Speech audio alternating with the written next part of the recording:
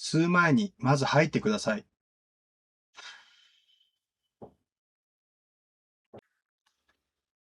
こんにちは、健次郎です。今日はいつもの動画とは少し違います。昨日富士山から下山してきたばかりなのですが、どうしても早くお伝えしたいことがあり、急いでこの動画を撮っています。登山途中、実際に座り込んで苦しんでいる方を見かけました。その時私がその方に伝えたことは一つだけです。吸う前にまず吐いてください。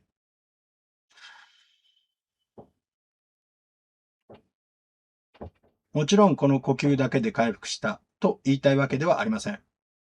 休憩したこと、時間が経ったこと、そしてその方自身の体力や状態、いろいろな要素があったと思います。でも、その時自分の口から自然に出てきた言葉がありました。まず吐いてください。今日は富士山で登山中に起きた出来事と、なぜ私がまず吐くと伝えたのかについてお話しします。一昨日から昨日にかけて富士山に登ってきました。富士山パーキングに車を止め、そこから北口本宮富士浅間神社まで歩き、馬返しを通り、吉田口登山道を登って、剣ヶ峰を目指すルートです。その途中でした。登山道の脇で数人の方が立ち止まっていました。見ると、グループで来ていた女性の一人がかなり苦しそうにしていました。吐いてしまったということで、もしかすると高山病の症状かもしれないと思いました。私は声をかけました。大丈夫ですか？そして、深呼吸はしましたか？水分は取りましたか？塩は持っていますか？と一つずつ確認しました。一緒にいた方は、やってますという返事でした。でも、その女性はまだ辛そうでした。そこで私はこう伝えました。吸おうとしなくていいです。まず、息をゆっくり吐いてください。そして一緒にやりました。風船を膨らませるように、口をすぼめて、最後まで吐く。これを何度か繰り返しました。しばらくするとその方は少し落ち着いてきました。そしてまた歩き始めました。その姿を見て正直ほっとしました。そして自分でも不思議だったのですが、苦しんでいる人を目の前にしたとき、自然に出てきた言葉がまず吐くだったんです。実は私と富士山との付き合いはもう35年にもなります。娘がまだ小学2年生だった時から6年間連続で家族登山したこともあります。そのうち何回かは私の両親も一緒でした。3世代での富士登山です。小さな子供や年齢を重ねた家族と一緒に標高3000メートルを超える場所を歩く。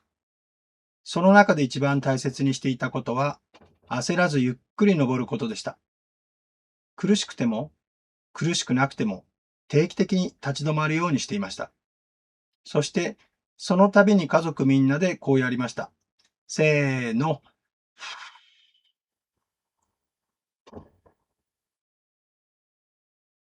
特別な呼吸法を学んだわけではありません。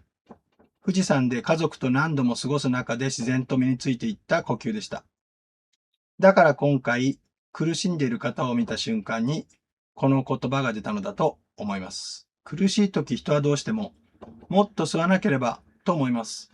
でも私自身の経験では、大切なのはその前です。まず吐く。しっかり吐けば、次の空気は自然に入ってきます。呼吸は吸うことばかり意識すると意外と浅くなります。だから私は吸わなきゃではなく、まず吐こうと考えています。もし富士山に登る予定がある方がいらっしゃいましたら、一つだけ覚えておいてほしいことがあります。苦しくなった時は、まず吐くです。それが私が35年間富士山と向き合う中で見つけた小さな工夫です。もちろん、高山病は呼吸だけで防げるものではありません。高度への順応、体調管理、無理をしない判断、それが何より大切です。次回の後編では、なぜ吸うより吐くことを意識するのか、その理由を少し科学的な面からお話したいと思います。最後までご覧いただきありがとうございます。このチャンネルでは、富士登山だけでなく、ウルトラマラソンやさらに超長距離の旅。自分で作った音楽のこと、日々考えたこと、ジャンルにこだわらず投稿しています。何か一つでも面白いと思ってもらえるものがあれば嬉しいです。よろしければチャンネル登録をしてまた会いに来てください。それではまた後編でお会いしましょう。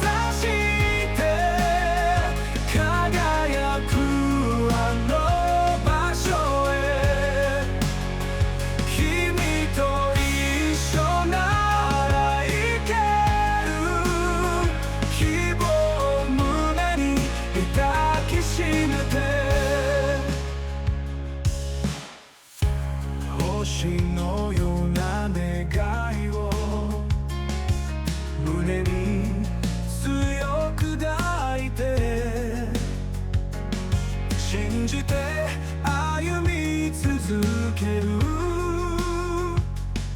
道がどんなに遠くてもあの頂を目指して輝くあの場所へ。